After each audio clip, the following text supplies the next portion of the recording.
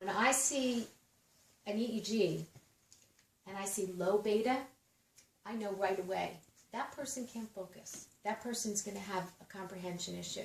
It's going to be a child where the parent says, he sits down to do homework, and what should take him a half hour, it takes 4 hours. Okay, this is going to be somebody who cannot finish a task, has trouble sitting in class. Focus, memory, organization, those are the things that beta is all about. Now, when there's not enough of beta, that's what we see. When there's too much beta, then I see anxiety, migraines, a lot of obsessive compulsiveness, repetitive thoughts. So depending on what I see, I usually know what's going on.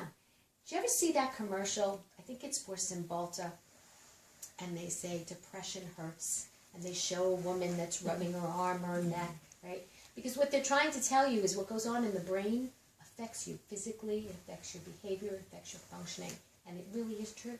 What goes on in the brain affects everything that goes on with us. For instance, the brainwave theta. Theta is the distractibility brainwave. And that's when I get the kids in my office that are impulsive. They can't sit in the chair for 2 seconds, and every 5 minutes they're here, they're there, they can't focus either, but they're distracted by everything. And then there's delta. Do you ever know someone who can't sleep? Insomniacs? Well, people with insomnia can't get into delta sleep. And when you can't get into deep restorative sleep, you generally do not heal, so you hurt all the time. You also don't lose weight because you don't release fat-burning hormones. So what goes on with these brainwaves are extremely important. Now, the way we work is we do an EEG, and we see. Now, if everything comes back normal, then generally I will say to somebody, this is not the therapy for you. But if we see what we call a dysregulation, where something is out of whack, it's almost like what I say in chiropractic, it's a misalignment, except it's of the brainwaves. And, I would see people with ADHD or insomnia or whatever the problem might be. And I would try lifestyle changes and adjustments, and I would get somebody very far. But that would be it.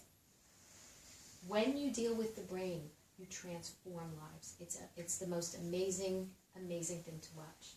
Because literally, you can see over time, and it has to be consistent, because you wouldn't try to learn how to ride a bike one time and then do it another month from now, or try to learn a language that way.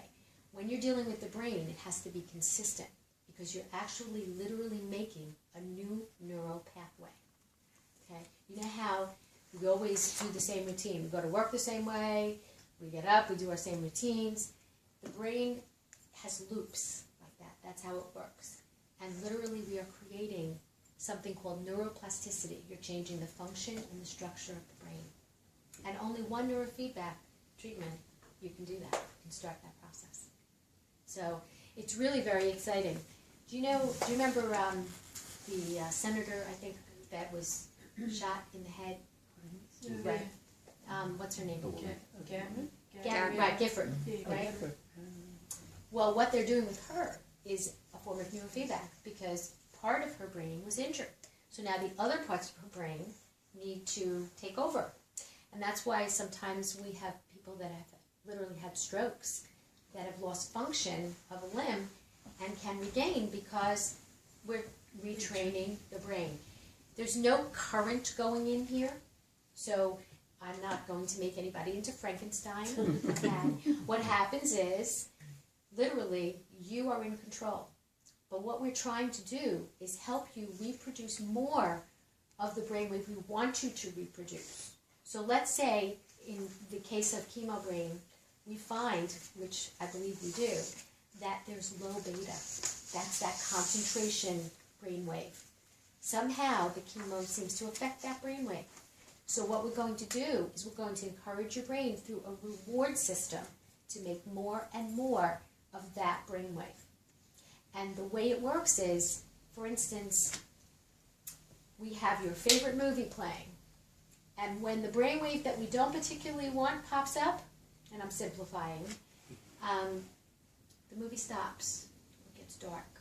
Or if it's a Pac-Man or a video game or a music or whatever it might be, because there's different things that we do to keep it interesting. And depending on your protocol, you might be doing something different every time. But let's say you're watching a movie. The movie literally stops and your brain says, wait a minute, what was I doing when the movie was playing? And it learns. It's literally learning more and more to reproduce that brainwave. And that's why it happens over time. And actually, you're on oxygen the whole time because oxygen helps the brain to learn.